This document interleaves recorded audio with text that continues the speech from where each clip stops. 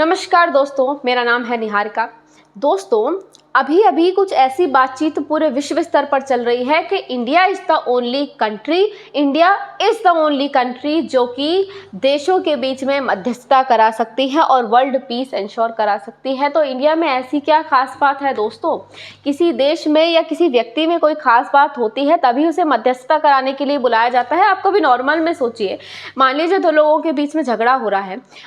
अब ऐसे में किस व्यक्ति को बुलाया जाएगा जो उन दोनों व्यक्तियों के बीच में मध्यस्थता करा सके? तो जनरली में हम ऐसे व्यक्ति को दोस्तों चुनते हैं जो डिस्क्रिमिनेशन ना करे, न्यूट्रल फ्रंट पर बात करे और जिसकी बात दोनों ही मानते हों, दोनों ही व्यक्ति उसकी बात मानते हो, हम उससे मध्यस्थता करवाते हैं। कुछ ऐसा ही हाल भारत के साथ भी है दोस्तों। लेकिन भारत के साथ बात ऐसी है कि भारत एक डिप्लोमेटिक फ्रंट्स पर चलने वाला एक ऐसा देश है जिसको हर देश माने या ना माने, लेकिन मानने पर मजबूर है कि वो बिल्कुल पीसफुल बात करेगा, न्यूट्रल बात करेगा। दोस्तों, अभी जब प्रधानमंत्री जी ने यूक्रेन विजिट किया तो एक उम्मीद जगी कि अब हो सकता है रशिया और यूक्रेन का युद्ध थम जाए, जो कि फिलहाल की कंडीशन में दुनिया का सबसे बड़ा युद्ध है।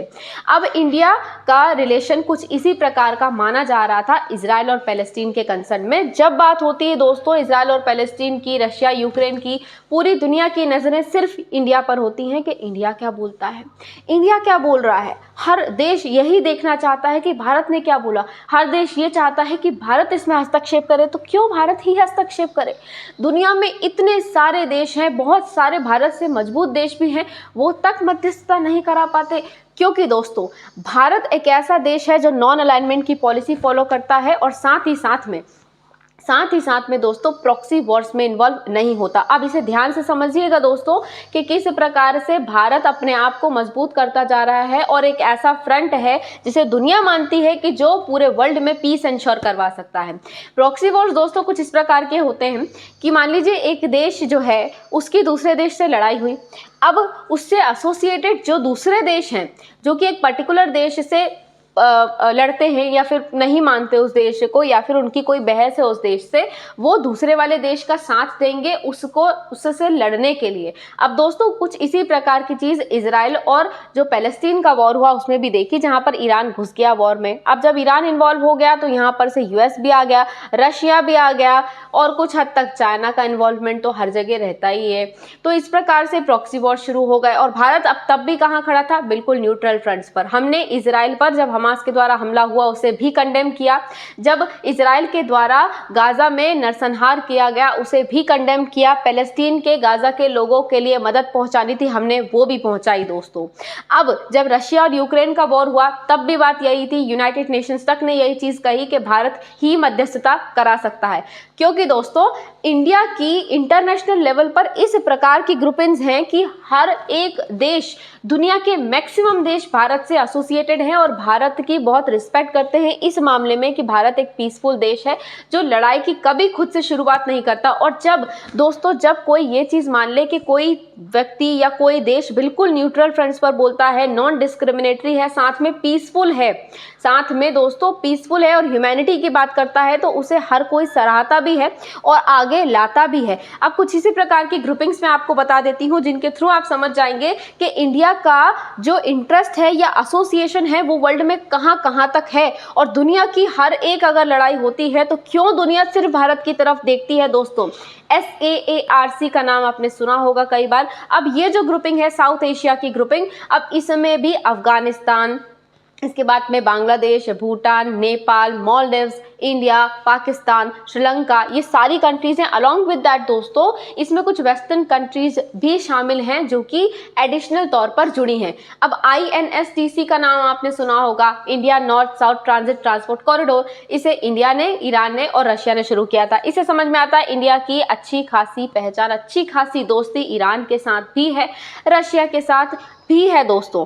तो अब जो ये INSTC है इसमें हमने पूरा सेंट्रल एशिया और जो मिडिल ईस्ट है उसको कवर कर लिया। यहाँ के सारे देशों से हमारी दोस्ती पक्की हो गई। शंघाई कोऑपरेशन में भी भारत एक अहम हिस्सा है दोस्तों। शंघाई मीट जब होता है तो भारत पाकिस्तान, इसके बाद में China, Kazakhstan, Kyrgyzstan, Tajikistan, Uzbekistan, ये सारे के सारे देश शामिल होते हैं। इससे भी पता चलता है कि भारत की मैक्सिमम से मैक्सिमम सेंट्रल एशिया की, मिडिल ईस्ट की कंट्रीज से बहुत अच्छी दोस्ती है, बहुत अच्छी पहचान है दोस्तों। इसके बाद में दोस्तों जो वेस्टर्न कंट्रीज़ है उनके साथ में हमारा क्वाड समिट होता है। क्वाड समिट में जापान, ऑस्ट्रेलिया, देन इसके बाद में इंडिया, देन इसके बाद में यूएस, ये सारे देश शामिल हैं और ये सारे के सारे देशों से हमारी बहुत अच्छी दोस्ती है। वेस्ट भी कवर कर लिया दोस्तों हमने। अब इसके बाद में आ जाते हैं अफ्रीका की बात। तो एशिया, अफ्रीका, लैटिन अमेरिका, ये सारे के सारे डेवलपिंग और अंडर डेवलप्ड या फिर लेस डेवलप्ड कंट्रीज हैं। इन सब के लिए जो लीडर है वो कौन है दोस्तों? वो है ग्लोबल साउथ का लीडर। इस पूरे चीज को, मतलब इस पूरी ग्रुपिंग को, जो एशिया, अफ्रीका और लैटिन अमेरिका की है, इस पूरी ग्रुपिंग को हम एक नाम देते हैं, वो है ग्लोबल साउथ। और India has been considered as the leader of the global south. इसमें भी इंडिया की दोस्ती पक्की। जब G20 भारत ने लीड किया, इस साल होस्ट किया, तो इसमें भी दोस्तों हमने क्या किया? हमने अफ्रीका को इन्वॉल्व करवाया, अफ्रीकन यूनियन को इन्वॉल्व करवाया, वो भी बहुत खुश हो गए। ऐसा कौन सा देश है, अब मुझे आप गिनवा दीजिए जो भारत से खुश नहीं है? हर देश खुश है।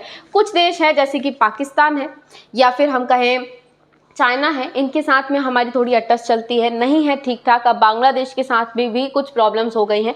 ये कुछ इस्लामिक कट्टरपंथी जो कुछ देशों में है, इनको छोड़कर बाकी हर देश के साथ में हमारे रिश्ते बहुत मजबूत है। ईरान हो गया, इराक हो गया, सीरिया हो गया, हर देश के साथ इंडिया के रिलेशंस बहुत शानदार हैं दोस्तों। और यही वजह है कि हर देश, क्योंकि भारत के साथ में सही से कोऑपरेट करता है और न्यूट्रल फ्रंट्स पर कोऑपरेट करता है। ये नहीं देखता दोस्तों, जब ईरान इंडिया के साथ में डील करता है तो ये नहीं देखता कि यूएस की भी डील है भारत के साथ में, और जब यूएस डील करता है इंडिया के साथ तो ये नहीं देखता कि इनकी डील रशिया के साथ भी होती है और ईरान के साथ भी होती है। क्योंकि भारत ने शुरू से यही नीति रखी है कि हम इंडिविजुअली कोऑपरेट करेंगे, प्रॉक्सीज के टर्म्स में कोऑपरेट नहीं करेंगे दोस्तों। और इसलिए भारत की पोजीशन आज दुनिया में इतनी मजबूत हो गई है और दुनिया के साथ में, हर देश के साथ में हमारे इस प्रकार के रिश्ते अब हो चुके हैं दोस्तों कि भारत को ऐसा कहा जा सकता है कि ये वर्ल्ड मीडिएटर है जो पूरे दुनिया में पीस एंश्योर करवा सकता है दोस्तों। अब देखना ये होगा कि क्या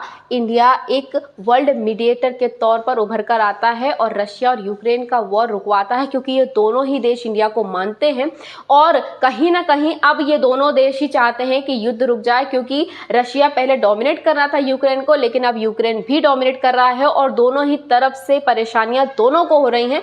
दोनों चाहते हैं युद्ध रुक जाए और ये लोग वेस्टर्न कंट्रीज की नहीं मानेंगे। रशिया वेस्टर्न कंट्रीज की नहीं मानेगा, यूक्रेन एशियन कंट्रीज की नहीं मानेगा। मानेंगे तो सिर्फ इंडिया की। अब देखना होगा क्या मानते हैं और अगर मानते हैं तो क्या कुछ होता है दोस्तों। तब तक के लिए आप कहीं मत जाइए, आप जुड़े रहिए हमारे साथ में। अगर आपको वीडियो पसंद आया हो तो आप हमारे चैनल को सब्सक्राइब कीजिए। आपका हमसे जुड़ने के लिए बहुत बहुत धन्यवाद दोस्तों।